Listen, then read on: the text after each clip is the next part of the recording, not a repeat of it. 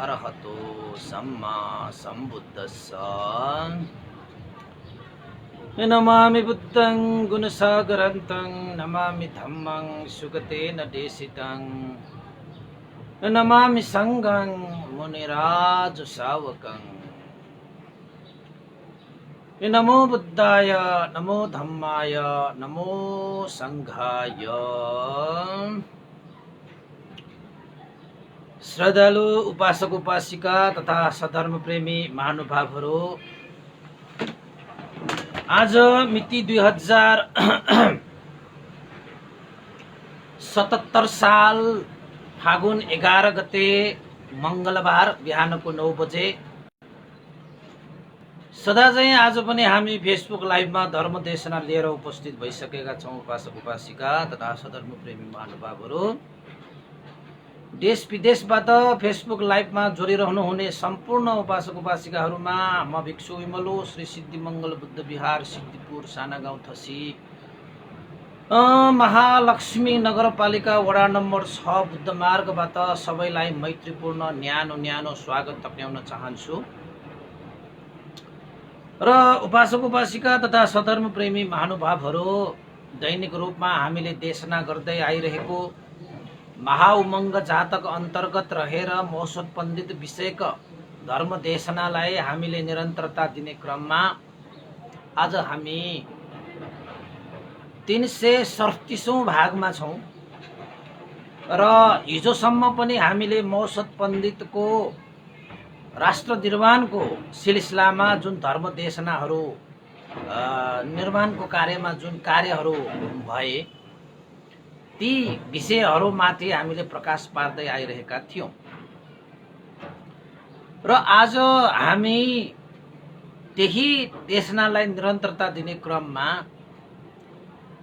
मौसत पण्डितले जुन हिजोको देशनामा जुन खबरेको रूपमा एउटा सुगालाई पठाएको थियो, उत्तर तपाईको चाहिँ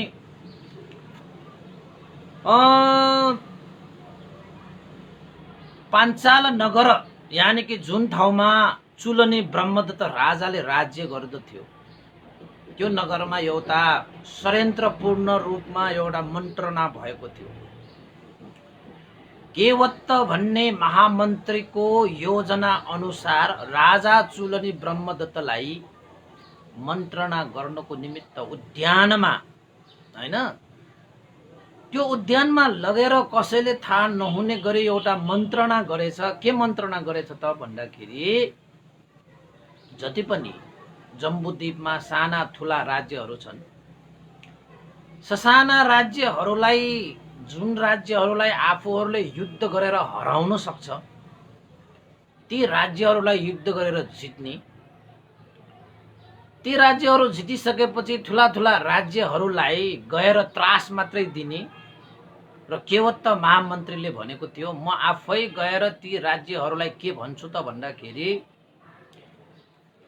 ए राजनहरू, तपाईँ हाम्रो राजासँग मिल्नुस्, हाम्रो राजा साह्रै शक्तिशाली भएको छ, तपाईहरूले युद्ध गर्नुभयो भने तपाईहरू पराजय हुनुहुनेछ र युद्धमा तपाईहरूको ज्यान पनि जान सक्नेछ। त्यसैले सबभन्दा उपयुक्त मार्ग भनेको तपाईहरू हाम्रो राजासँग मिल्नुस्, तपाईहरूको राज्यमा तपाईँ नै राजा भएर बस्नुस्, मित्रताको हात बढाउनुस्। यदि युद्ध भइयो भने चाहिँ तपाईहरुको हार निश्चित छ। किन त भन्दाखेरि हाम्रा राजा चुलनी ब्रह्मदत्त साह्रै शक्तिशाली भइसकेको छ। सैनिकहरू, हात हतियारहरू, शस्त्र अस्त्रहरू प्रशस्त रूपमा बनाइसकेको छ।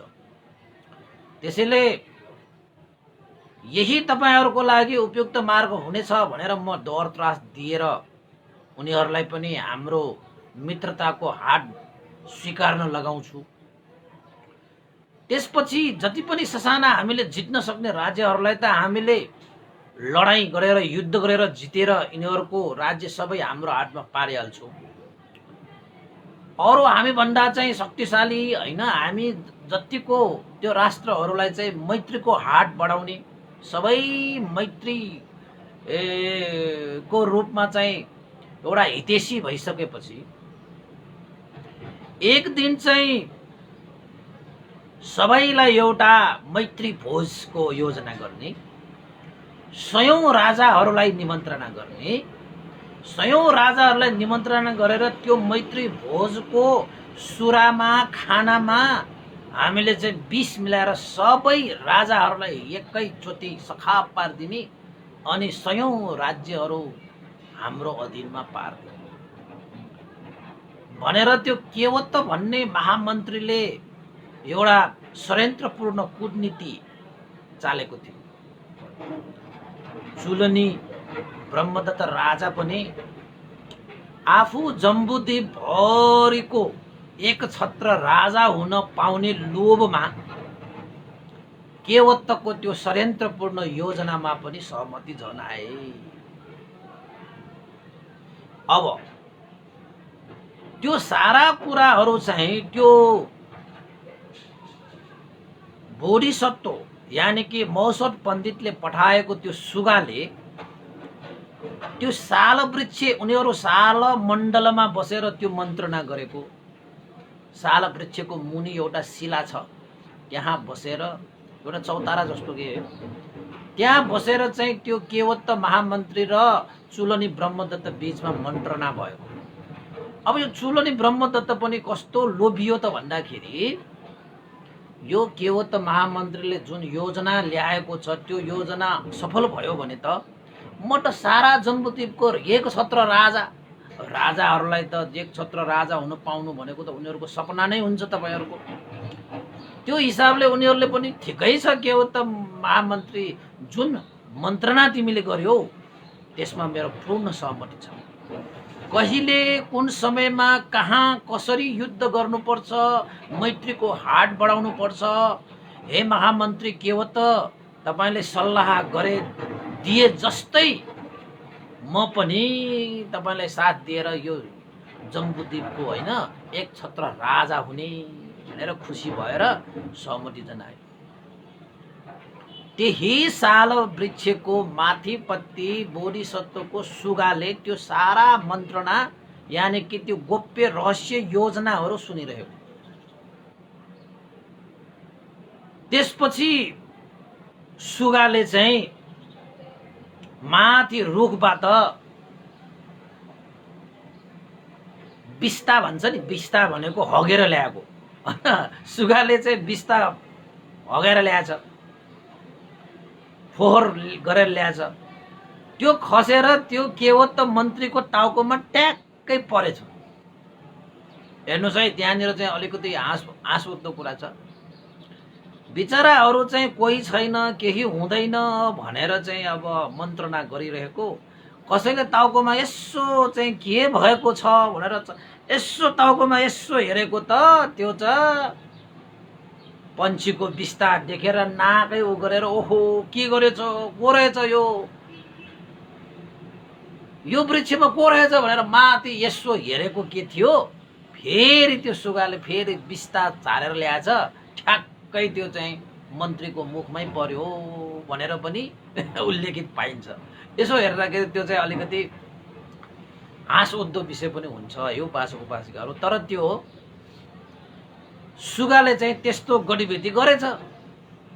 बिचरा त्यो चाहिँ केवत महामन्त्रीको मुखमा पनि बिस्ता परेपछि टाउकोमा त पर्यो, हातले मात्र छोयो, त्यसमा केही भएन। अब माथि को रहेछ भनेर हेर्दाखेरि मुखैमा बिस्ता परेपछि अब कस्तो भयो होला। त्यसपछि त्यो सुगाले के विचार गर्यो त भन्दाखेरि, हे केवत मन्त्री, हे चुलनी ब्रह्मदत्त राजा, अहिले तिमीहरू चारवटा कान बीचमा मात्रै यो मन्त्रणा भएको भन्ने ठानिरहेका छौ। अहिले त्यो मन्त्रणा 6 कानमा पुगिसक्यो। अब यो 6 पछि 8 कानमा हुन्छ, 8 कान पछि 16 कानमा हुन्छ, 16 कान पछि 32 कानमा हुन्छ, 32 पछि 64 कानमा हुन्छ। यसरी तिमीहरूको यो योजना, यो मन्त्रणा सबैतिर फैलिन्छ। तिमीहरूको यो चाहिँ षड्यन्त्रपूर्ण मन्त्रणा सफल हुन्न दिन्न भनेर मनसा राखेर त्यो सुगा चाहिँ भुरुरुरुरु चिट गर्दै हैन बिस्ता फ्याक्दै चिट गर्दै त्यहाँबाट चाहिँ उडेछ। त्यसपछि त्यो के हो त मन्त्रीले यसो हेरेको त अब सुगा पाएपछि लौन नै 4वटा कानमा मात्र मन्त्रणा गरेको भनेको त यो सुगा कहाँबाट आएछ, यसलाई समाउ समाउ समाउ भनेर चाहिँ अब समाउन खोजे, यसलाई ढुङ्गाले हान्न खोजे हैन, त्यो सुगालाई रोक्न खोजे तर रोकिनेवालामा त छैन। अब मान्छेहरू त भुइँमा हुन्छ, सुगा भनेको त आकाशमा उड्न सक्छ भनेपछि सुगा त त्यहाँबाट भुरुरुरु उडेर गइहाल्यो। त्यो सुगा उडेर कहाँ गए त भन्दाखेरि सिधा गएर मिथिला नगरमा बोधिसत्व कहाँ गएछ, महसत पण्डित कहाँ गएछ। त्यो सुगाको एउटा के नियम छ त भन्दाखेरि महसत पण्डितलाई मात्र सुनाउनु हुने खबर पायो भने उसको काँधमा बस्छ। महसत सहित उसको तपाईको चाहिँ अमरा देवीलाई पनि खबर सुनाउनु हुन्छ भने काखमा बस्छ। अनि सबैलाई सुनाउनु हुने खबर भयो भने मात्रै भुइँमा बस्छ। त्यो तीनटा प्रकारको त्यो सुगाको व्यवहारले मान्छेहरूलाई बुझिलिन्छ कि भुइँमा बस्यो भने त्यहाँ महसत पण्डितको अगाडि बसिरहेका सम्पूर्ण मान्छेहरू पनि खबर सुन्नलाई बस्छ। काखमा बस्यो भने त त्यो मान्छेहरू सबै हटेर जान्छ, अमरादेवी मात्रै बाँकी रहन्छ। किन अमरादेवीले पनि सुन्नु हुने कुराहरू भयो भने मात्र काखमा बस्ने। अब अमरादेवीलाई पनि सुनाउन नहुने हैन, एकछिनको लागि गोप्य नै राख्नुपर्ने त्यस्तो कुरा भयो भने चाहिँ त्यो सुगा घोर्र उडेर कहाँ बस्दो रहेछ, काँधमा बस्दो रहेछ के, काँधमा त्यो सुगा। अब यस्तो खबर छ, यो खबर त साह्रै नै गोप्य छ हैन, रहस्यमय छ, षड्यन्त्रपूर्ण छ। यताउता त यो खबरलाई एकैचोटि पुर्याउनु त हुँदैन।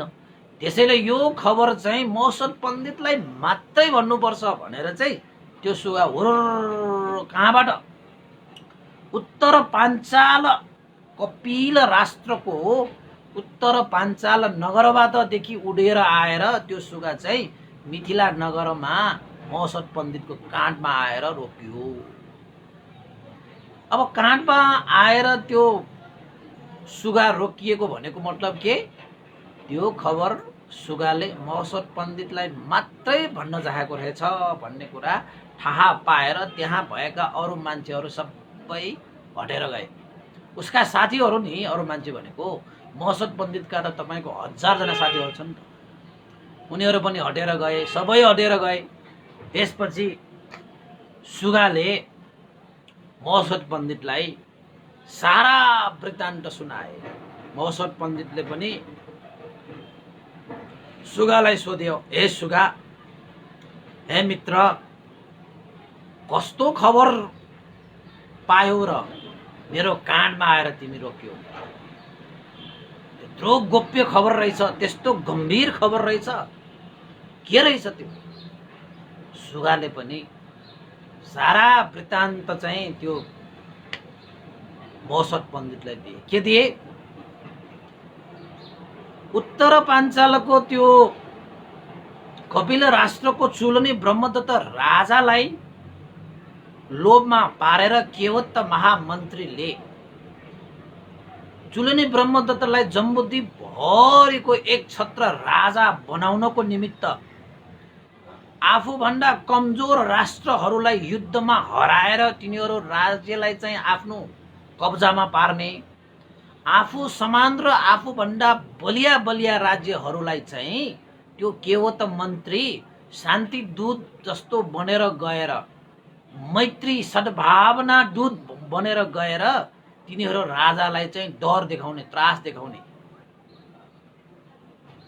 हे राजनहरू, तपाईहरू हाम्रो राजासँग मिल्नुस्। तपाईहरूलाई मिल्नुमा नै धेरै जाति हुन्छ, नत्र भने हाम्रो चाहिँ यो चुलनी ब्रह्मदत्त राजा धेरै शक्तिशाली छ, धेरै हतियारहरू तयार पारिसक्यो, शस्त्र अस्त्र तयार पारिसक्यो, सेनाहरू तयार पारिसक्यो। युद्ध गर्यो भने तपाईहरूको ज्यान पनि जान सक्छ।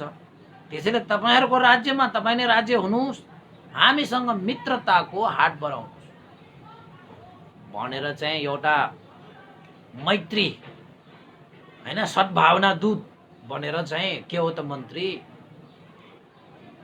जाने रे। अनि सबैलाई मैत्री हैन मित्रताको हात बढाएर सबैको विश्वास जितिसकेपछि एक दिन चाहिँ मैत्री भोजको आयोजना गर्ने। त्यो मैत्री भोजको आयोजना गरिसकेपछि छल गरेर षड्यन्त्र गरेर मित्रताको नाममा ढोका दिएर उनीहरूको सुरा यानि कि पिउने अनि खाद्यान्न खानामा चाहिँ ज्यान लिने विष घोलेर विष मिसाएर उनीहरूलाई खुवाउँदाखेरि 100 राजाहरू 101 राजाहरू चाहिँ एकै समयमा सबैको चाहिँ मृत्यु हुन्छ। त्यसपछि उनीहरूको राज्य चाहिँ हाम्रो हातमा हुन्छ महाराज भनेर चाहिँ योजना बनाएको छ भनेर जति पनि मैले चाहिँ यो 4वटा कानहरू बीचमा मात्रै मन्त्रणा भएको थियो, मैले सुनेर 6 कान बनाए। अब मैले चाहिँ 8 कान बनाए। हे महोदय पण्डित, अब जस्तो जस्तो गर्नुपर्छ त्यस्तै त्यस्तै गर्नुस् भने जस्तो पुरै सांकेतिक रूपमा चाहिँ त्यो सुगाले सबै वृत्तान्त सुनाइसकेपछि महोदय पण्डितले पनि ओहो यो चुलनी ब्रह्मदत्त कति लोभी भएको, आफू जम्बुद्वीप भरिको राजा हुने इच्छा जगाएर यस्तो एउटा षड्यन्त्रपूर्ण तरिकाले अर्कालाई धोका दिएर राजाहरूलाई मैत्रीको हात बढाएर सुरा खाद्यान्नमा चाहिँ विष घोलेर खुवाएर यसरी चाहिँ हत्या गरेर चाहिँ राज्य हडप्ने यस्तो गम्भीर हैन एउटा नीच षड्यन्त्रको रचना भएको रहेछ। बाबा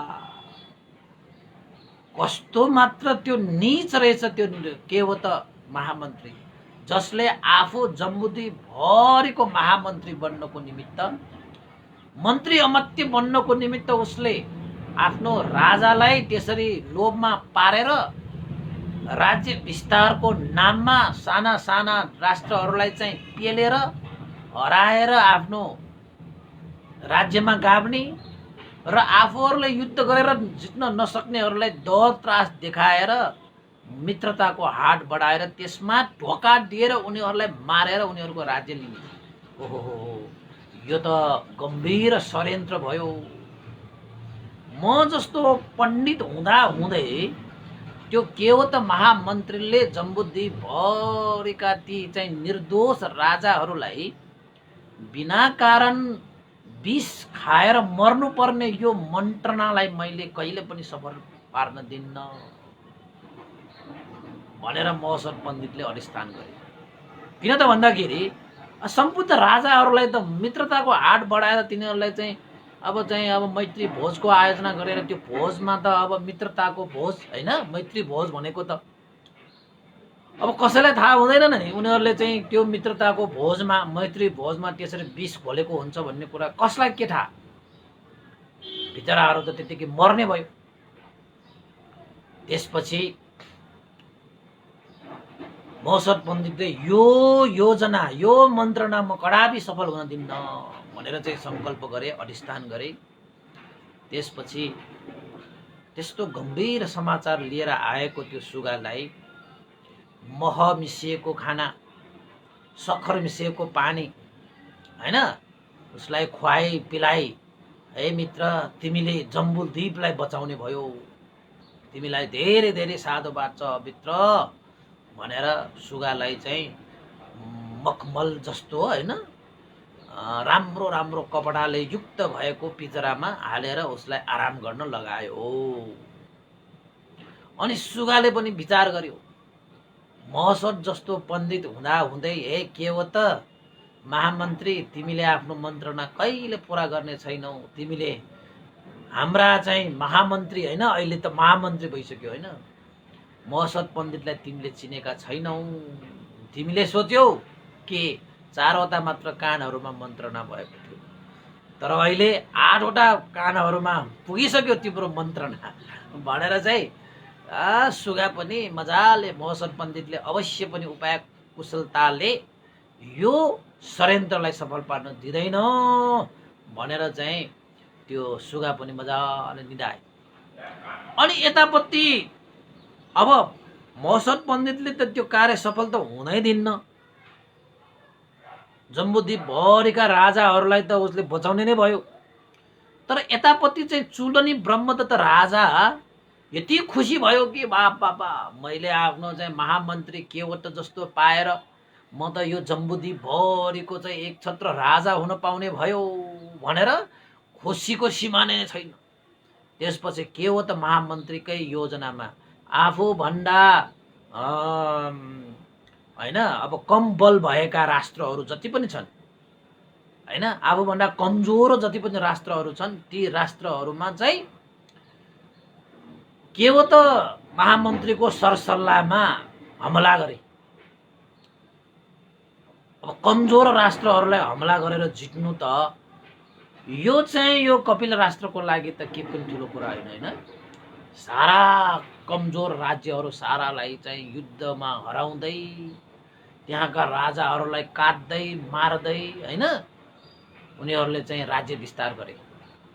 जहाँ जहाँ कमजोर राष्ट्रहरू हुन्छ गुप्तचरहरू पठाएर उनीहरूको चाहिँ कमजोरता थाहा पाएर के गरे त भन्दाखेरि त्यो केवट महामन्त्रीले आफ्ना गुप्तचरहरू पठाएर ती कमजोर राष्ट्रहरूमा चाहिँ के कति सेना छ, हैन के कति हतियार छ, उनीहरू केमा फुल्छ, उनीहरू केमा व्यस्त हुन्छ, सबै कुरा चाहिँ थाहा पाइसकेपछि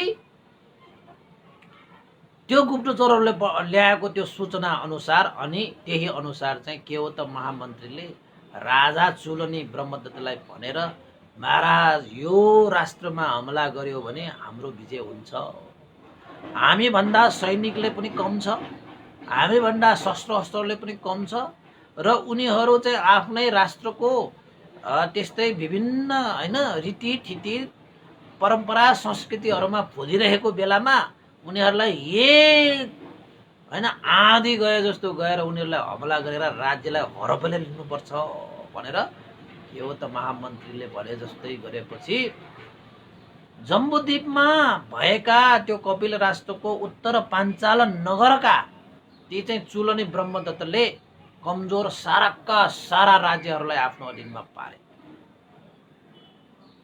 अनि सबै राज्यहरू आफ्नो हातमा पारिसकेपछि बाँकी भएको राष्ट्रहरूलाई हेर्दाखेरि त कोही राष्ट्रहरू आफूभन्दा बलिया, कोही राष्ट्रहरू आफू मात्रै समान छ, आफू मात्रै समानसँग युद्ध गर्दाखेरि पनि दुईटैलाई क्षति हुन्छ।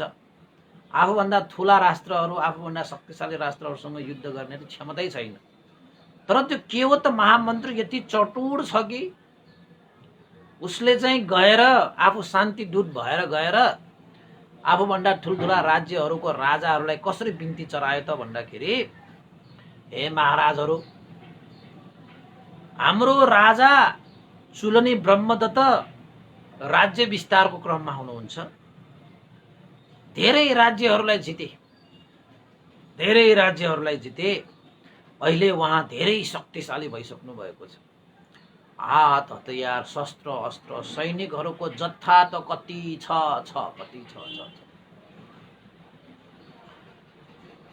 कयौं राष्ट्रहरू जितिसकेको कारणले गर्दाखेरि युद्धमा अनुभवी पनि भइसकेको छ र शस्त्र अस्त्र पनि सुरक्षा गरिसकेको छ भनेर चाहिँ अरू ठुल्ठुला राष्ट्रहरूमा गएर तपाईहरू पनि हाम्रो यो राज्य विस्तारको क्रममा तपाईहरू पनि हामीसँग मित्रताको हात बढाउनुस्। यदि मित्रताको हात बढाउनु भएन भने त तपाईहरुले चाहिँ युद्ध नै गर्नुपर्ने छ। अब युद्ध भयो भने चाहिँ हाम्रो राजा त सारै शक्तिशाली, शस्त्र अस्त्र सैनिकहरू त प्रशस्त मात्रामा भइसकेको कारणले गर्दाखेरि किन हामी एक आपसमा युद्ध गरेर आफ्नो ज्यान गुमाउने त्यो संग्राममा हामी लागौं। त्यसैले तपाईहरु हे राजनहरु, तपाईहरुको चाहिँ उचित मार्ग भनेको तपाईहरुले हाम्रो राजासँग हात मिलाउनु, मित्रताको हात बढाउनु नै सबभन्दा बेस उपाय हो र हाम्रो राजालाई तपाईले चाहिँ साथ सहयोग दिनुस् भनेर के हो त महामन्त्रीले ठुला ठुला राज्यहरूलाई त्यसरी चाहिँ कुरा सुनाउन थाले। त्यति बेला त्यो जम्बूद्वीपमा अरू राज्यहरू छन्, 100औं राज्यहरू, 101 राज्यहरू छन् होइन। ती ठुल्ठुला साना साना त कति कति होइन, ती राज्यहरूले चाहिँ के सोचे त भन्दाखेरि अब बेकारमा यो चाहिँ चुलोनी ब्रह्मदत्त राजासँग किन युद्ध गरिरहने। अब युद्धको तयारी सयारी पनि केही पनि नभएका ती राजनहरूले चाहिँ के विचार गरे त भन्दाखेरि ठिकै छ, अब तपाईहरूको राजाको इच्छा अनुसार नै हामी चाहिँ मित्रताको हात बढाउँछौँ। यो युद्ध, यो सङ्ग्राम, यो लडाइँ चढाइ किन यो हामी गरिरहने, त्यसैले चाहिँ हामी मित्रताको नै हात बढाउँछौँ भनेर चाहिँ भने।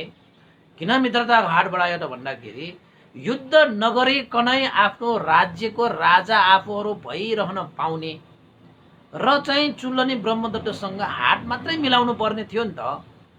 त्यसैले चाहिँ सम्पूर्ण राजाहरूले चाहिँ मित्रताको हात नै बढाए, जुन चाहिँ त्यो के हो त महामन्त्रीले चाहेको थियो।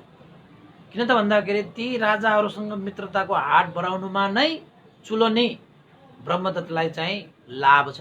उनीहरूसँग युद्ध गर्यो भने त हार्ने सम्भावना धेरै छ। अब हार्ने सम्भावना भएको कारणले गर्दाखेरि त्यो के हो त मन्त्रीले त्यो जुक्ति निकालेको चतुर छ। त्यो राजाहरूलाई तर्साएर भय दिएर युद्ध नै भयो भने त हाम्रो राजा त धेरै शक्तिशाली भइसक्यो, तपाईँहरू बेकारमा ज्यान जान्छ, राज्य पनि जान्छ, ज्यान पनि जान्छ, त्यसैले मित्रताको हात बढाउनुहोस्, तपाईँहरूको राज्यमा तपाईँहरू राजा। तर हामी चाहिँ मित्रतामा चाहिँ बाँडिनु पर्यो, केही गरी परिआएको खण्डमा तपाईँहरूले हामीलाई सहयोग गर्ने, हामीले तपाईँहरूलाई सहयोग गर्ने भनेर चाहिँ एउटा मित्रताको हात बढाए। त्यसपछि चुल्लनी ब्रह्मदत्तले कमजोर राज्यहरूलाई त आफ्नो अधीनमा पारे, शक्तिशालीहरूसँग मित्रताको हात बढाए। के हो त महामन्त्रीको जुक्ति अनुसार 7 वर्ष 7 महिना 7 दिन लगाएर उनीहरूले राज्य विस्तार गरे। 7 वर्ष 7 महिना 7 दिन पुग्दाखेरि त्यही विदेह राज्य मिथिला नगर, विदेह राज्य बाहेक साराका सारा जम्बूद्वीपका राज्यहरू कमजोरहरूलाई आफ्नो अधीनमा पारेर ठुला बडाहरूसँग मित्रताको हात बढाएर अब एउटै मात्रै राज्य बाँकी छ, उनीहरूले चाहिँ विस्तार गर्नु पर्यो। त्यो राज्य भनेको के? विदेह राज्य। जुन विदेह राज्यमा महोत्सव पण्डित थियो, त्यत्रो समय बिताइसकेपछि जति पनि काम कारबाहीहरू उनीहरूले चाहिँ लडाइँ गरे, मैत्रीको हात बढाए, ती सम्पूर्ण कार्यहरू चाहिँ महोत्सव पण्डितको गुप्तचरहरूले सबै कुराहरू चाहिँ महोत्सव पण्डितलाई खबर दिँदै गरिरहेको थियो। यो ब्रह्मदत्त राजाले फलना राज्यलाई जित्यो, फलना राज्यलाई हरायो, आफ्नो अधीनमा पार्यो, फलना राज्यहरूसँग चाहिँ मित्रताको हात बढायो आदि इत्यादि गुप्तचरहरूले खबर पठाउँदै गरेको थियो। तपाईहरू पनि अप्रमादी भएर बस्नुहोस्, होस गरेर बस्नुहोस् भनेको अर्थ लाग्छ कि यो चुल्लनी ब्रह्मदत्तले कुनै पनि बेलामा मित्रताको हात पनि बढाउन सक्छ र युद्धको आह्वान पनि गर्न सक्छ। त्यसैले हर हमेशा तयार भएर बस्नुहोस्, अप्रमादी भएर बस्नु भनेर चाहिँ महोत्सव पण्डितका गुप्तचरहरूले चाहिँ बार चिठीहरू पठाउँदै खबरहरू पठाउँदै गरेको थियो। अनि चाहिँ महोत्सव पण्डितले पनि तिनीहरूलाई चाहिँ प्रति उत्तर होइन, प्रति चिठी पत्र लेख्थ्यो। हामीहरू यहाँ अप्रमादी पूर्ण रूपले तयारी अवस्थामा छौँ, यद्यपि हामीसँग युद्ध गर्न आइयो भने पनि युद्ध गर्नको निमित्त तयार भएर बसेका छौँ। तपाईहरूले गोप्य त्यस्ता कुराहरूलाई चाहिँ निरन्तर यसरी नै खबरहरू पठाउँदै गर्नु है भनेर चाहिँ प्रति पत्रहरू चाहिँ पठाउँदै आदान प्रदान।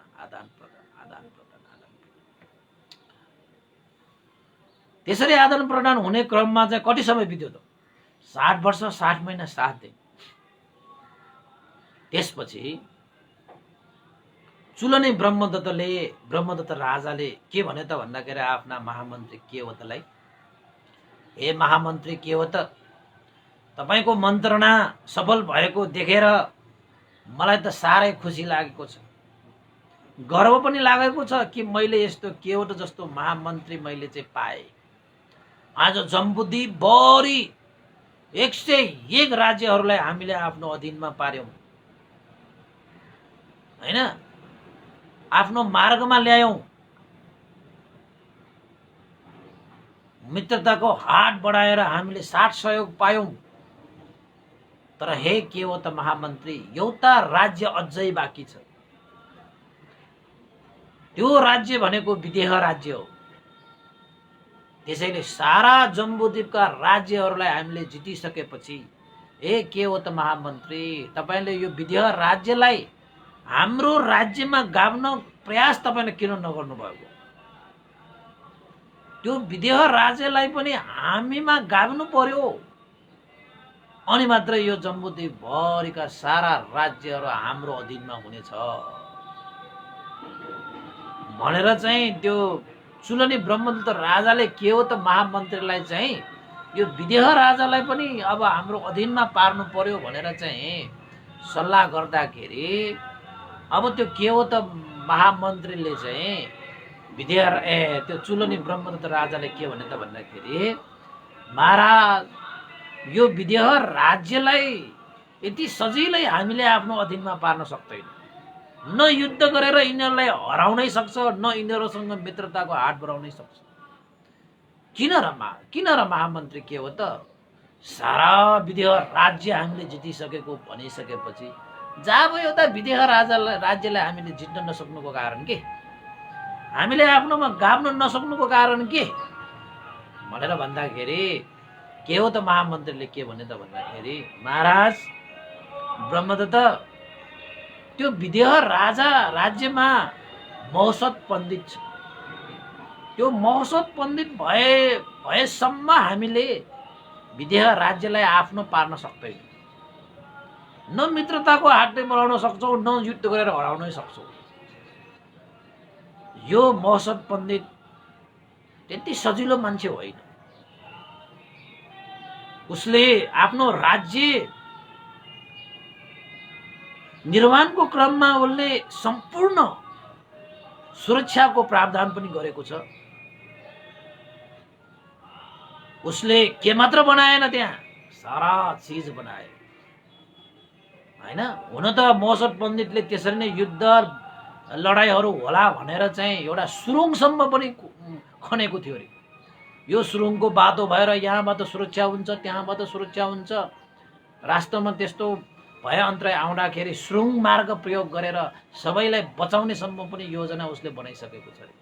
त्यो सुरुङको बाटो अब कसलाई के थाहा? मौसत पण्डितलाई मात्र थाहा छ। यो सुरुङमा छिर्न त छिर्ने, तर कहाँबाट कसरी निस्किन्छ भन्ने कुरा त मौसत पण्डितलाई मात्र थाहा छ। त्यसैले त्यो केवट महामन्त्रीले विदेह राज्यलाई हराउने यानि मित्रताको हात बढाएर उनीहरूको आफ्नो पक्षमा पार्ने उसले योजना बनाउनै सकेको छैन। त्यसपछि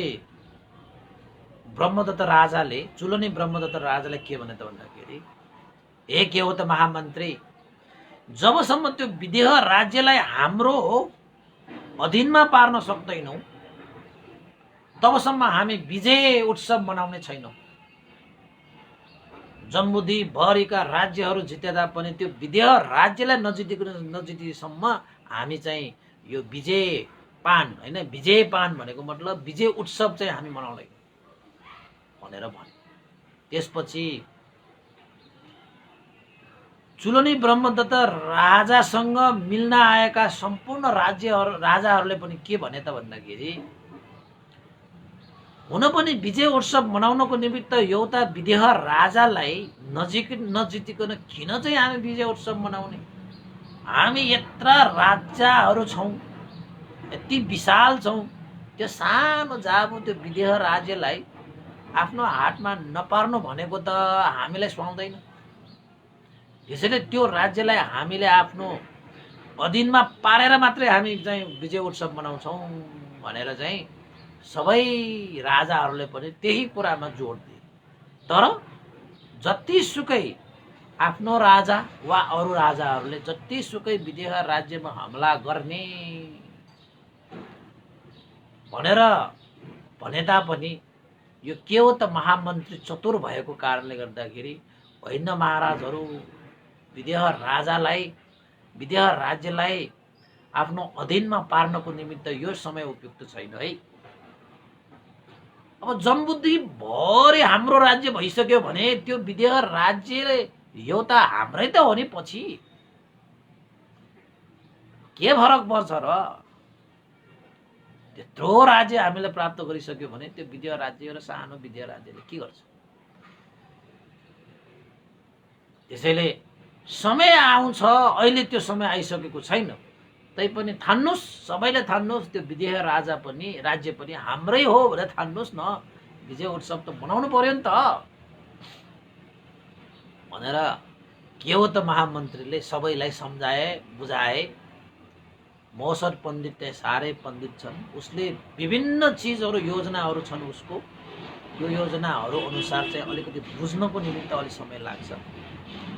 युद्धमा भनेको जस्तो सुकै सानो राज्य भए पनि शत्रु भनेको सानो ठुलो भन्ने हुँदैन, जतिसुकै सानो भए पनि शत्रु भनेको शत्रु नै हुन्छ।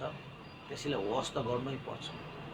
त्यसैले ए राजाहरू, त्यो विदेह राज्य पनि हाम्रै हो ठानेर हामीले चाहिँ विजय उत्सव मनाउँ।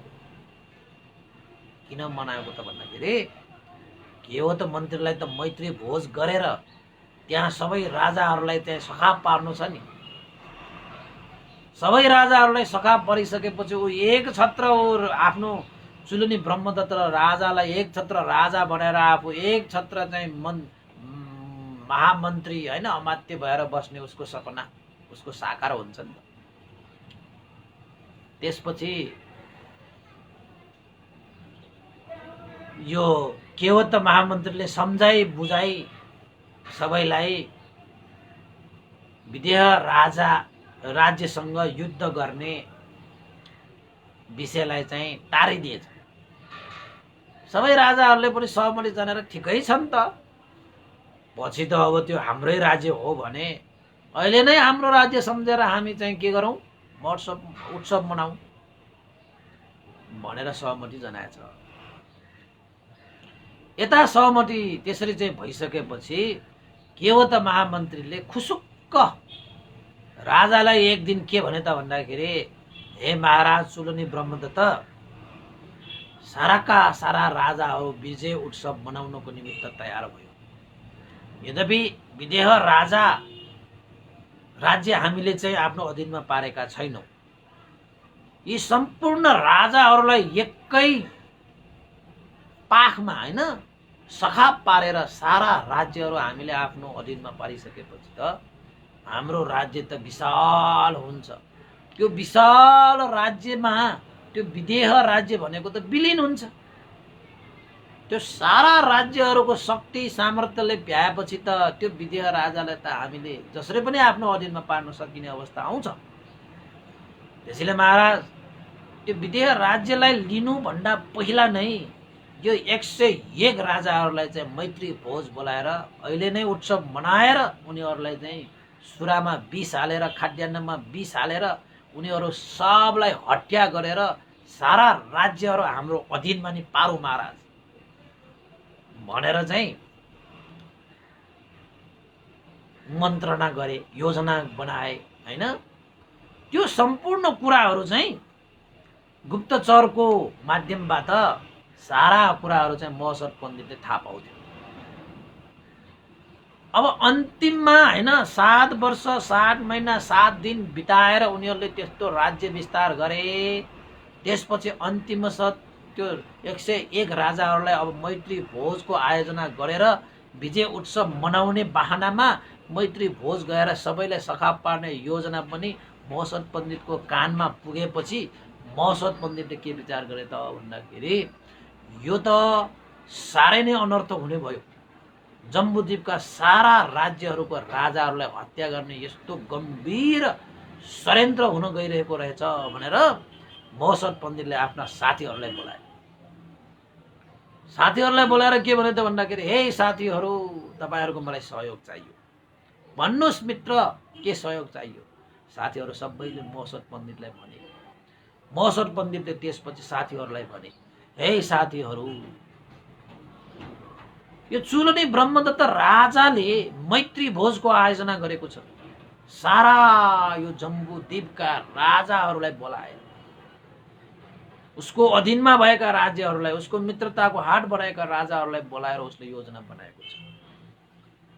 तर त्यो योजना षड्यन्त्र हो, जुन षड्यन्त्रले सुरामा खाद्यान्नमा विष राखेर सबै राजाहरूलाई खुवाएर सबैलाई हत्या गर्ने योजना बनाइरहेको छ। त्यसैले साथीहरू, तपाईँहरू चाहिँ त्यो मैत्री भोजमा गएर त्यहाँ जति पनि राजाहरूलाई चाहिँ सिंहासनहरू होइन आसनहरू राखिरहेको हुन्छ, तपाईँहरू गएर चाहिँ त्यो चुलनी ब्रह्मदत्तको राजाको सिंहासनको मुनिपत्ति नै सँगै हाम्रो राजाको चाहिँ सिंहासन हुनुपर्छ भनेर त्यहाँ हो हल्ला मचाइदियो। त्यसरी हाम्रो राजाको सिंहासन यहाँ हुनुपर्छ भनेपछि त्यहाँ अरू अरू राजाहरूले चाहिँ त्यो कुरालाई नस्वीकारेपछि त्यहाँ चाहिँ हङ्गामा हुन्छ। किन त भन्दाखेरि राजाहरूलाई कोही पनि चाहिँ तल बस्न चाहँदैन। 101 राजाहरूलाई सके त सबभन्दा माथि नै बस्न चाहन्छ। तर त्यो मैत्री भोजमा सबभन्दा माथि त पक्कै पनि त्यो चुलनी ब्रह्मदत्त राजा नै बस्छ। त्यसको चाहिँ सँगै होइन आफू ठुलो देखाउने किसिमले अरू राजाहरू पनि बस्न आउनेछ। त्यसैले यही मौकालाई छोपेर ए साथीहरू, तपाईहरू गएर त्यो भोजमा गएर हाम्रो राजाको सिंहासन यहाँ हुनुपर्छ, यो चाहिँ चुलनी ब्रह्मदत्त राजाको सिंहासन पछि हाम्रो राजाको सिंहासन हुनै पर्छ। अरू राजाहरू भन्दा हाम्रो राजा श्रेष्ठ छ। हाम्रो राजा भन्दा यो राज्यमा चुलनी ब्रह्मदत्त एकजना मात्रै श्रेष्ठ छ। त्यसैले चुलनी ब्रह्मदत्त राजा पछि हाम्रो विदेह राजाको सिंहासन हुनुपर्छ भनेर त्यहाँ हङ्गामा मचाइदियो। त्यसपछि अरूले चाहिँ सोध्न आउनेछ, किन तपाईको राजा मात्रै चाहिँ ब्रह्मदत्त राजा पछि तपाईको राजाको सिंहासन हुन्छ, हाम्रो राजाको सिंहासन हुन्छ भनेर चाहिँ त्यहाँ अरू चाहिँ राज्यको मान्छेहरूले पनि आफ्नो राजालाई सिंहासन त्यही हुनुपर्छ भनेर दाबी गर्न आउँछ। यसरी दाबी गर्न आउँदाखेरि साथीहरू, तपाईँहरूले नछोड्नुहोस्, होइन यो सिंहासन चाहिँ विदेह राजाकै हुनुपर्छ भनेर आफ्नो अडान चाहिँ नछोड्नुहोस्। र अरू राजाहरूले पनि त्यस्तो अडान छोड्दैन। अरू राजाहरूले पनि म यही बस्छु भन्न आउँछ।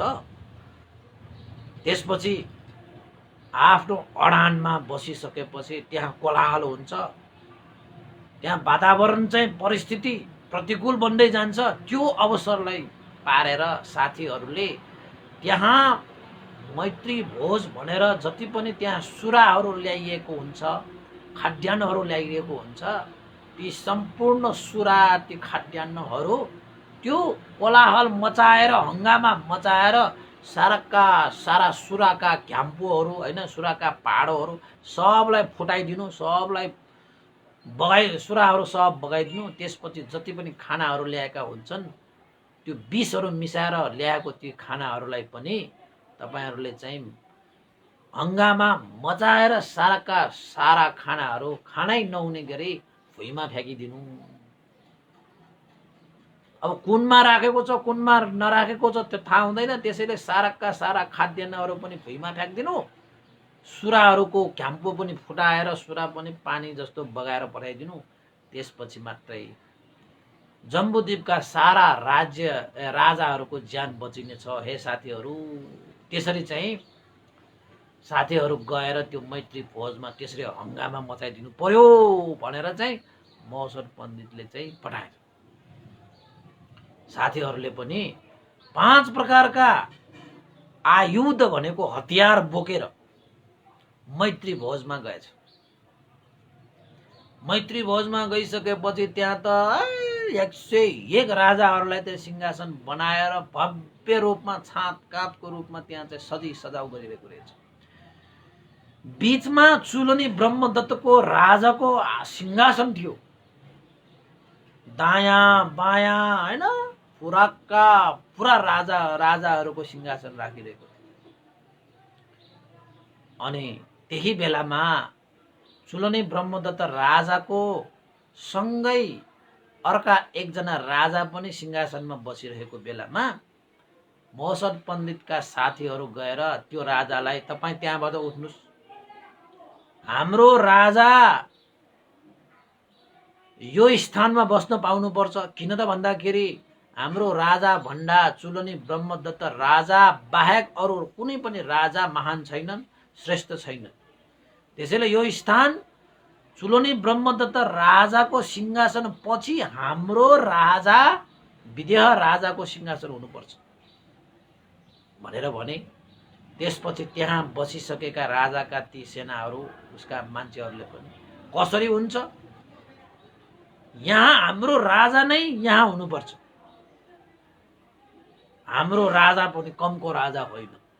हामी पनि यो मान्छौँ कि हाम्रो राजा भन्दा कोही श्रेष्ठ छ भने त्यो चुलनी ब्रह्मदत्त राजा मात्रै हो, अरू कोही पनि छैन। त्यसैले यो सिंहासनमा हामी नै बस्छौँ भनेर अर्को एउटा राज्यको त्यो राजा र सेनाहरूले अडान लिए हैन। अडान लिइसकेपछि मौसद पण्डितका साथीहरूले पनि अडान लिए। हामी को हो थाहा छ, हामीलाई चिनेका छौ, हामी विदेह राजा राज्यबाट आएका, विदेह राजा यही आसनमा हुनुपर्छ भनेर त्यही तिनीहरूको बीचमा आसनको बीचमा चाहिँ उनीहरू चाहिँ झै झगडा पर्यो हैन, कोलाहल मच्यो। त्यहाँ चाहिँ त्यही कोलाहल मचाउनु थियो, त्यही झै झगडा गर्नु थियो, ताकि ती सम्पूर्ण राजाहरूलाई खुवाउनको निमित्त ल्याइएको त्यो विषयुक्त सुरा, विषयुक्त खाद्यान्नहरूलाई चाहिँ त्यहाँ भुइँमा फ्याँक्नु थियो, खाना नहुने अवस्थामा बनाइदिनु थियो। त्यसैले चाहिँ मौसद पण्डितका ती साथीहरूले चाहिँ त्यहाँ चाहिँ हल्ला खल्ला मचाएर त्यहाँ प्रतिवाद त्यहाँ चाहिँ विवाद गरे हैन। त्यसपछि अरू राजाहरू पनि के कम, उनीहरू पनि अब तल बस्न चाहँदैन, उनीहरूले पनि मै बस्छु, उनीहरूले पनि मै बस्छु, हामी नै ठुलो, तिमीहरूको विदेह राजा भनेको त त्यस्तो 60 वर्ष 60 महिना 7 दिनसम्म राज्य विस्तार गर्दाखेरि तिमीहरूको विदेह राजा भन्नेको हामीले चिनेको पनि छैन, जानेको पनि छैन। कसरी तिमीहरूको विदेह भन्ने राजाको चाहिँ यहाँ सिंहासन हुन्छ?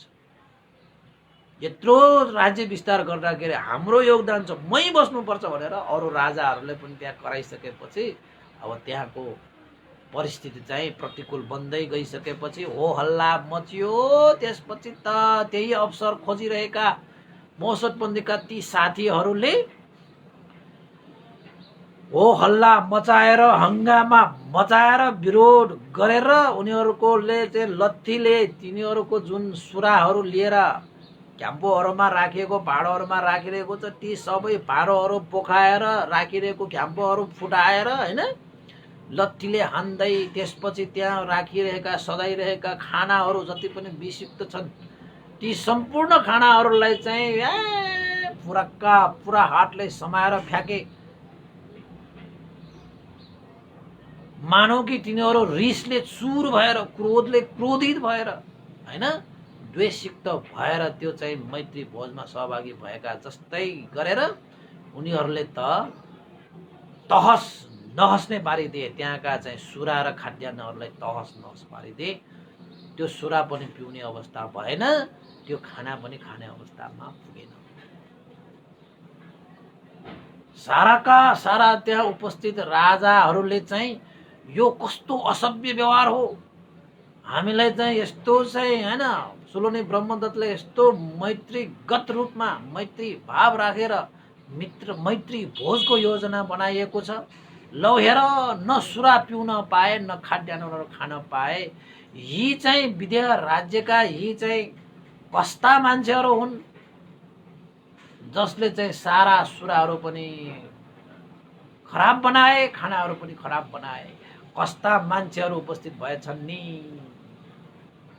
भनेर भन्दाखेरि महसद पण्डितका साथीहरूले के भने त भन्दाखेरि, हे राजनहरू, तपाईँहरूले हामीलाई चिन्नु भएन, हामी को हौं भनेर।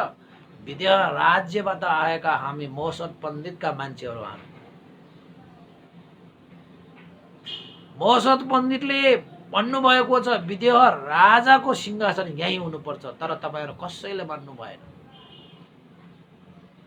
जसको जुन स्थान हो त्यो स्थानमा चाहिँ बस्न पाइएन भने त्यो अपमानजनक हुन्छ। त्यसैले हामीले यही स्थान खोजेका थियौँ, तपाईँहरूले मान्नु भएन, आज यो परिस्थिति आयो। ल के गर्न सक्छ गर, हामी महसद पण्डितका मान्छेहरू हौँ भनेर त्यसपछि त्यहाँ त हङ्गामा मचाएर तरको भडक होइन साराका चिजलाई त त्यहाँ त तहस नहस पारेर चाहिँ महसद पण्डितका साथीहरू चाहिँ फर्के। त्यसरी फर्किसकेपछि धेरैले चित्त दुखाए कि हामीले सुरा पिउन पाएन, धेरैले चित्त दुखाए यस्ता हामीले मिष्ठान्न भोजन गर्न पाएन। यदि तिनीहरूले त्यो सुरा पिउन पाएको भए, यदि तिनीहरूले त्यो भोजन खान पाएको भए, आज ती सम्पूर्ण राजाहरू लास बनिसकेको हुन्छ। किन त भन्दाखेरि केवट महामन्त्रीको मन्त्रणा अनुसार चुलनी ब्रह्मदत्त राजाले सम्पूर्ण ती खाद्यान्नहरूमा के मिसाउन लगाएका थिए? विष मिसाउन लगाएका थिए। त्यसपछि महसद पण्डितका साथीहरू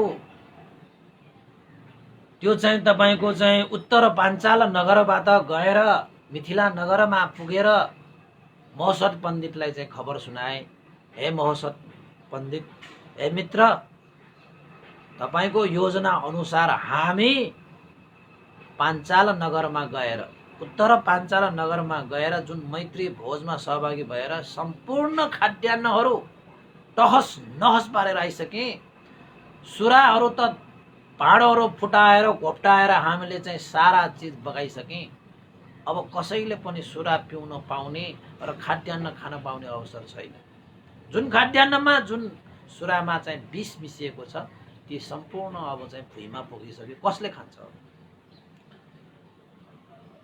राजाहरूको ज्यान बचिने भयो त हामीलाई त बाँकी नै राख्दैनौ। हामीलाई यस्तो मैत्री भोज गरिरहेको ठाउँमा आएर तहस नहस पार्ने विदेह राजाका यी को हुन्, कहाँबाट आएको हुन्, तिमीहरूलाई चाहिँ बाँकी नै राख्दैन भनेर चाहिँ हामीलाई त्रास पनि दिइयो।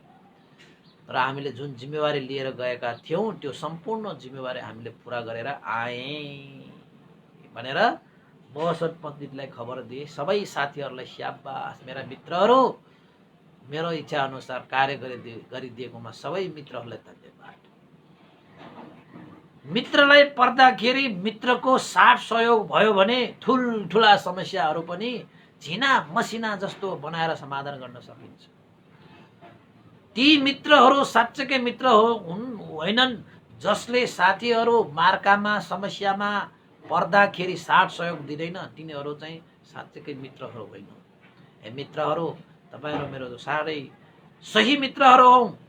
आज मित्रको योजनालाई सफल पार्नको निमित्त आफ्नो ज्यानै दाउमा राखेर भए पनि, अब उनीहरू ती राजाहरूले त तिनीहरूलाई त मार्न पनि सक्छ, काट्न पनि सक्छ, जे पनि हुन सक्छ, तैपनि उनीहरूले तहस नहस पारेर आए। यतापट्टि मैत्री भोज सकिसकेपछि त सारा जम्बूद्वीपको एक छत्र राजा बन्ने सपना बोकेका चुलनी ब्रह्मदत्त र सारा जम्बूद्वीपका एक छत्र मन्त्री अमात्य बन्ने सपना देखेका केवट महामन्त्री त जब मैत्री भोज स्थलमा पुगे, उनीहरूले जुन दृश्य देखेपछि त चकनाचुर भएको सिसा, उनीहरूको सपना त सिसा झै टुक्रा टुक्रा भयो। लौननी यस्तो हामीले मैत्री भोजको योजना गरेर सारा राजाहरूलाई विष खुवाएर मार्ने योजना बनाएको त यहाँ आएर त सबै सुराहरू भुइँमा पोखिएको छ। अब कसरी पिउँछ? सारा खानाहरू चाहिँ जताततै फ्याँकिएको छ, लत्था लिङ्ग भत्ता भुङ्ग पारेको छ। लौन कसले गर्यो, यो के गर्यो, यो कसले गर्यो? त्यसपछि त्यहाँ चाहिँ खैला बैला मचाउन थाले। केवट महामन्त्रीले पनि ठुल्ठुलो आँखाले हेरे, चुलनी ब्रह्मदत्त राजाले पनि ठुल्ठुलोलाई आँखाले हेरे, हाम्रो सपनाको त्यो संसार त चकनाचुर भयो। अहिलेसम्ममा त यी राजाहरूले चाहिँ सुरा पिएर खाना खाएर अहिलेसम्ममा त सबै लास बनिसक्नु पर्थ्यो यो मैत्री भोजमा, तर सबै राजाहरू त कराइरहेकै छ, हल्ला गरिरहेकै छ। के भयो कसो भयो भनेर चाहिँ त्यहाँ बुझ्दाखेरि त के भएको रहेछ, विदेह राजाको मौसत पण्डितका चाहिँ मान्छेहरूले आएर यो सम्पूर्ण यो भटाभुङ्ग पारेर गए। जुन कि हाम्रो राज्य विस्तारमा कुनै पनि योगदानै नभएको व्यक्तिलाई पनि यहाँ चाहिँ चुलनी ब्रह्मदत्त राजा पछि सिंहासन चाहिन्छ भनेर यहाँ कराउन आयो। त्यति बेला यहाँ हंगामा मचियो। त्यो हंगामामा नै मौसत पण्डितका मान्छेहरूले चाहिँ सुराका घ्याम्पोहरू पनि फुटाए। कति चिज राखिरहेको ठाउँ त्यो पनि घोप्ताएर चाहिँ बगाएर पठाइदिए। खानाहरू पनि यत्र तत्र फ्याँकेर अब खान लायक पिउन लायक मैत्री भोजमा केही पनि बाँकी छैन। त्यो विदेह राजा त्यो मौसत पण्डितलाई त बाँकी नै नराख्ने, अब त्यो राज्यमा हमला गरेर उनीहरूको राज्यलाई नै अब जित्नु पर्यो, हाम्रो चाहिँ बसमा पार्नु पर्यो, हाम्रो अधीनमा पार्नु पर्यो भनेर त्यहाँका 101 राजाहरूले चाहिँ बदलाको भावमा उनीहरूले युद्धको तयारीको घोषणा गरे। त्यसपछि त्यो चुलनी ब्रह्मदत्त राजालाई पनि ओहो त्यस्तो ठुलो सपना देखेर मैत्री भोजको आयोजना गरेको भटाभुङ्ग भइसकेपछि त उसलाई पनि ठुलै रिस उठ्यो, क्रोधित पनि भए। सबैको चाहिँ रायमा चाहिँ सहमति जनाएर ठिक छ मित्रहरू, विदेह राजालाई चाहिँ हामी कति शक्तिशाली छ भन्ने कुरा चाहिँ देखाइदिनेछौँ, उसलाई घोडा टेकाएर उसको शिर छिनाल्नेछौँ भनेर आखिरमा चुलनी ब्रह्मदत्त राजा पनि युद्ध गर्ने तयारीमा नै लागे। साराका सारा युद्ध गर्ने तयारीमा लागे तापनि केवट महामन्त्री चतुर छ, पण्डित पनि छ, तर अलिकति बेमान छ के, अलिकति षड्यन्त्रकारी छ के। त्यो हो सत्य हैन, सत्य निष्ठा र न्यायपूर्ण तरिकाले उसले आफ्नो बुद्धि प्रयोग गर्दैन। षड्यन्त्रपूर्ण स्वार्थ पाराले षड्यन्त्रकारी बनेर चाहिँ निस्केको हो नि त त्यो केवट महामन्त्री त। त्यसपछि केवट महामन्त्रीले मात्रै चुलनी ब्रह्मदत्त राजालाई र अरू राजालाई सम्झाउँदै भने, हे राजनहरू, मैत्री भोज अहिले यो विनाश भइहाले तापनि फेरि फेरि मैत्री भोजको समय मिलाएर हामी आयोजना गर्न सकिन्छ, त्यसमा कुनै ठुलो कुरा भएन। तर तपाईहरुले जुन निर्णय लिनुभएछ नि विदेह राज्यमा हमला गरेर राज्य चाहिँ आफ्नो अधीनमा पार्ने, जबसम्म त्यो राज्यमा मौसत पण्डित छ तबसम्म त्यो राज्यलाई हामीले कदापि जित्न सक्दैनौँ। सबै राजाहरू कराउन थाले, ओहो क्षेत्रीयहरूलाई चाहिँ यस्तो चाहिँ लड्कार छौ, हामी यतिका राजाहरू छौँ, यत्रो ठुलो चाहिँ जम्बुद्वीप राज्य हामीसँग छ, त्यो एउटा सानो विदेह राजालाई हामीले कसरी जित्न सक्दैनौँ। त केवट महामन्त्रीले भने, मौसत पण्डित भनेको यति महान पण्डित हो कि उसले राज्यलाई निर्माण गर्ने मात्र होइन, राज्यलाई कसरी सुरक्षा दिने र बाहिरबाट आएका शत्रुहरूसँग कसरी युद्ध गर्ने, लडाईँ गर्ने, शत्रुहरूलाई कसरी परास्त गर्ने भन्ने सम्पूर्ण योजनाहरू उसले पहिल्यै नै तयार पारिसकेको छ। जमिन माथि माथि मात्र होइन, जमिन भित्र भित्र उसले सुरुङ खनिएको, त्यो सुरुङ कसैलाई पनि थाहा छैन, उसलाई मात्रै थाहा छ। यसरी युद्ध गर्ने त्यो चाहिँ मौसत पण्डित हो। त्यसैले मौसत पण्डित भएसम्म हामीले त्यो राज्यमा हमला गरेर लडाईँ गरेर जित्न सक्दैनौँ। त्यसैले हे राजनहरू, तपाईहरु क्रोधित भएर नबस्नु भनेर केवट मन्त्रीले चाहिँ सबै राजनहरूलाई सम्झाई बुझाई युद्धलाई चाहिँ तार्नको निमित्त केवट मन्त्री ठुलै प्रयास गरे कि उनलाई थाहा छ कि जति सुकै राजाहरू भए पनि मौसत पण्डित हुन्जेल विदेह राजालाई आफ्नो अधीनमा पार्नै सक्दैन, युद्धमा हराउनै सक्दैन, मित्रताको हात पनि बढाउनै सक्दैन भन्ने पक्का थियो के त्यो बोधिसत्व त्यो केवट मन्त्रीलाई चाहिँ। यतापट्टि मौसत पण्डितलाई पनि थाहा थियो यदि युद्ध गर्न आइयो भने सबलाई जित्न सक्ने क्षमता पनि राखेरै बसिरहे। यद्यपि थाहा थियो त्यहाँ यो केवट महामन्त्री जो छ उसले चाहिँ मौसत पण्डितलाई राम्रोसँग चिनेको छ, त्यसैले त्यो मौसत पण्डित भएसम्म यो केवट महामन्त्रीले लडाईँको स्वीकृति चाहिँ दिनै सक्दैन, सहमति चाहिँ गर्नै सक्दैन, यो मन्त्रणा सही हो भनेर भन्नै सक्दैन भनेर यतापट्टि मौसत पण्डित पनि ढुक्क भएर बसिरहेको, युद्ध गर्न आयो भने पनि तयार भएर बसिरहेको। तर मौसत पण्डितलाई यस मानेमा गर्व छ कि जो व्यक्तिहरू आफूलाई युद्ध गएर हराएर आफूलाई मार्न चाहन्छ ती व्यक्तिहरूको लागि मौसत पण्डितले उनीहरूको ज्यान बचाउनको निमित्त त्यो योजनाहरू गरिरहेको छ। फेरि कति विडम्बनाको कुरा हेर्नुहोस् त, मौसत पण्डितलाई मार्ने योजना बनाइरहेको छ उता चाहिँ मौसत पण्डितले ती योजनाकार यिनीहरूलाई चाहिँ मौसत पण्डितले बचाइरहेको छ। मौसत पण्डित नगरेको भए त अहिले त 101 राजाहरू त अहिले लास बनिसकेको हुन्छ। त्यसैले बोधिसत्वहरू भनेको चाहिँ हर हमेसा चाहिँ अर्काको हित सुखको निमित्त सत्य न्याय र निष्ठाको लागि हर समय हर बुद्धि विवेक प्रयोग गरेर सुख शान्तिकै मार्गमा हिँड्ने हुन्छ बोधिसत्वहरू भनेको, हैन। यसरी चाहिँ यतापट्टि लडाईँ गर्ने कि नगर्ने आदि इत्यादिमा चाहिँ त्यहाँ छलफल भइरहेको छ। राजाहरूको बिचमा किन हुन सक्दैन, कसो हुन सक्दैन भन्ने कुरामा चाहिँ टछाड मछाड छ। यतापट्टि बोधिसत्वलाई चाहिँ प्रसन्न भइरहेको छ कि जुन केवट महामन्त्रीको मन्त्रणा अनुसार चुलने ब्रह्मदत्त राजाले जुन षड्यन्त्र गरे त्यो षड्यन्त्र विफल भएकोमा मौसत पण्डित चाहिँ खुसी भएर बसे अहिलेसम्मको लागि है।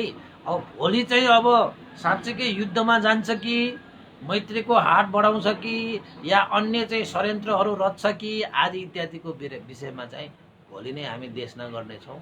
आजको लागि यति नै। उपासक उपासिकाहरू तपाईँहरूले सुनिदिनु भयो शान्त दान्तपूर्वक, त्यसको लागि धेरै धेरै साधुवाद छ। सेयर गरिदिनु होला, लाइक गरिदिनु होला, कमेन्ट गरिदिनु होला है, जसको कारणले अरूले पनि देशना सुन्न पाओस्। यो मौसत पण्डितको चाहिँ यो कथा देशनामा चाहिँ विभिन्न षड्यन्त्रहरू, योजनाहरू, बुद्धि विवेकहरू, प्रज्ञाहरू प्रयोग गरेर धेरै समस्याहरू समाधान गर्दै आइरहेको कुरालाई हामीले जान्दै बुझ्दै आइयो भने चाहिँ हाम्रोमा यो दिमागहरू हैन, हाम्रोमा पनि प्रज्ञाहरू विकास भएर आउँछन् र हामीले पनि हाम्रो जीवनमा भएका त्यस्ता समस्याहरू समाधान गर्न सक्षम हुन्छौँ पनि। त्यसैले देशना सुन्दै गर्नुहोला। आज सुन्नुहुने सबैलाई धेरै धेरै साधुवाद व्यक्त गर्न चाहन्छु है।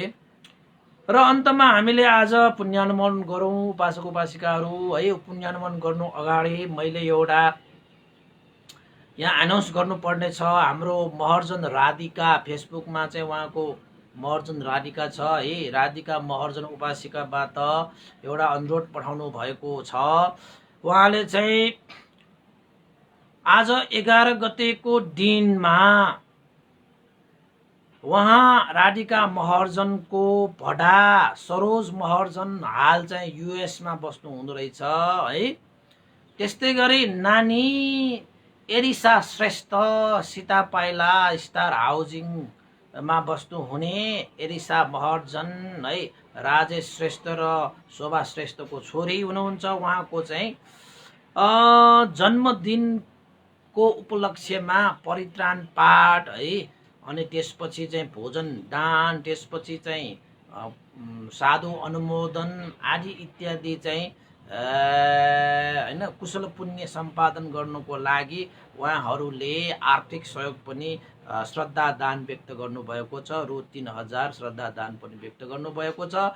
त्यसैले है उहाँ चाहिँ सरोज महर्जन र एरिसा श्रेष्ठलाई जन्मदिनको उपलक्ष्यमा धेरै धेरै शुभकामना व्यक्त गर्न चाहन्छु। त्रिरत्नको अनुभावले उहाँहरूको जीवन सफल होस् उहाँहरूको जीवन उन्नति होस्, प्रगति होस्, रोग शोक भय अन्त्य विघ्न बाधा रहित हुन् भनेर आयु वर्ण सुख बल र प्रज्ञा सम्पन्न होस् भनेर पनि आशिका व्यक्त गर्न चाहे र राधिका उपासिकालाई पनि धेरै धेरै साधुवाद व्यक्त गर्न चाहे। त्यस्तै गरी आज चाहिँ एउटा अर्को मैले हिजो एउटा उपासिका थियो है, यहाँ चाहिँ सरिता चित्रकारले पनि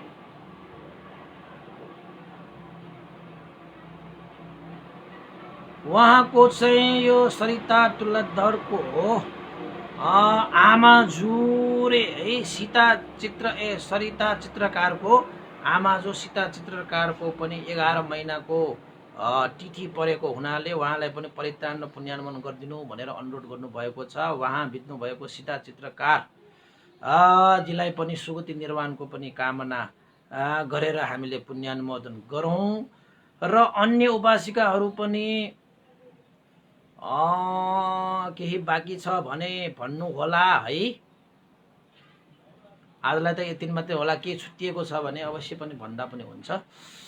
र अन्तमा हामी पुण्यानुमोदन गरौँ। सबैले हात जोडेर साधुकार दिनु होला। साधु साधु साधु इदं नो ज्ञातिनं होतु सुखिता हुन्तु ज्ञातयो इदं नो ज्ञातिनं होतु सुखिता हुन्तु ज्ञातयो इदं नो ज्ञातिनं होतु सुखिता हुन्तु ज्ञातयो एतावता सम्मेहि सम्पतं पुण्यसम्पदं सम्पे देवानुमोदन्तु सम्भ सम्पत्ति सिद्धिया एतावता सम्मेहि सम्पतं पुण्यसम्पदं सब्बे सत्तानुमोदन्तु सम्भ सम्पत्ति सिद्धिया एतावता सम्मेहि सम्पतं पुण्यसम्पदं सब्बे भूतानुमोदन्तु सम्भ सम्पत्ति सिद्धिया।